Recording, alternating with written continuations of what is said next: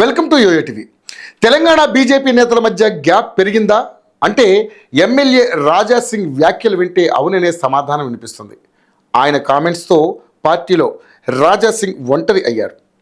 రాజా సింగ్ను side చేస్తున్నారు అని ఆయన అనుచరులు చెబుతున్న మాటలు మరి ఇది నిజమేనా?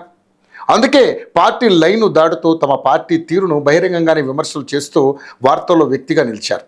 అంతేకాదు హైదరాబాద్లో హిందుత్వంకు బ్రాండ్ అంబాసిడర్గా తనకంటూ ఒక ప్రత్యేకమైనటువంటి గుర్తింపు తెచ్చుకున్నారు.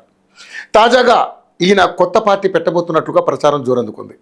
మరోవైపు రాజా సింగ్ వేరే పార్టీలో చేరుతారు అంటూ వార్తలు వస్తున్నాయి. బీజేపీ హైకమాండ్ రాజా సింగ్ తీరుపై గుర్రుగా ఉంది.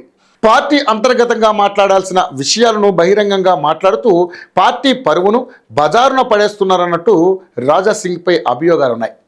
ఎంతటి వారైనా పార్టీ లైను దాడితే వేటు తప్పదు. అది ప్రధాని మోడీ అయినా అమిత్ షా అయినా అందరూ పార్టీ లైన్కు కట్టుబడి ఉండాల్సిందే. దాన్ని ఎవరు అతిక్రమించడానికి వీలు లేదు. కానీ రాజా సింగ్ మాత్రం పార్టీ కట్టు తప్పుతూ ఇష్టం వచ్చినట్లు తమ పార్టీ నేతలపైనే చెలరేగిపోతున్నారు. ఈ నేపథ్యంలోనే రాజా సింగ్ బీజేపీ పార్టీని వీడుతారన్నట్లుగా ప్రచారం సాగుతోంది. దీనిపై ఆయన క్లారిటీ ఇచ్చారు. నేను పార్టీ నుంచి సస్పెండ్ అయ్యి 14 నెలలు దూరంగా ఉన్నాను. కానీ అప్పుడే నేను వేరే పార్టీలో పోలేదు. నేను వేరే పార్టీలోకి వెళ్ళే ప్రసక్తి లేదు. అలా అని బీజేపీకి వ్యతిరేకంగా కొత్త పార్టీ పెట్టను అని క్లారిటీ ఇచ్చారు. బీజేపీ పార్టీ తప్ప నేను వేరే పార్టీలోకి వెళ్ళే ప్రసక్తే లేదన్నారు.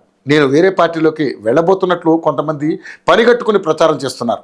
వాళ్ళకి నేను వేరే పార్టీలో పోనని తెలుసు. నేను పార్టీలో క్రమశిక్షణ గల కార్యకర్తను. నేను ప్రధానమంత్రి నరేంద్ర మోదీ, అమిత్ షా, యోగి ఆదిత్యనాథ్ ఆదర్శాల వల్ల ఈ పార్టీలో నడుస్తున్నాను. కానీ తెలంగాణలో బీజేపీ పార్టీ ఎదగడం కొంతమందికి ఇష్టం లేదు. నేను వాళ్ళ తప్పులను ఎత్తు చూపుతాననే అక్కస్తో నన్ను తొక్కేయాలని ప్రయత్నం చేస్తున్నారు. నాకు మొదటి టీడీపీ పార్టీలో మంగళహాట్ నుంచి కార్పొరేటర్గా గెలిచి రాజకీయ ప్రస్థానం ప్రారంభించిన విషయాన్ని ప్రస్తావించారు. ఆ తర్వాత నేను భారతీయ జనతా పార్టీలో చేరాను. నా చివరి పార్టీ ఇదే అవుతుంది.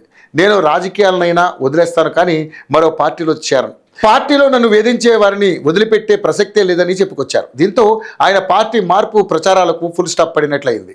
ఆయనను వేధిస్తున్న నాయకులు ఎవరనే కొత్త చర్చ మొదలైంది. రాజా సింగ్ను అంతలా ఇబ్బంది పెడుతున్న నేత ఎవరనేది ఇప్పుడు తెలియాల్సి ఉంది.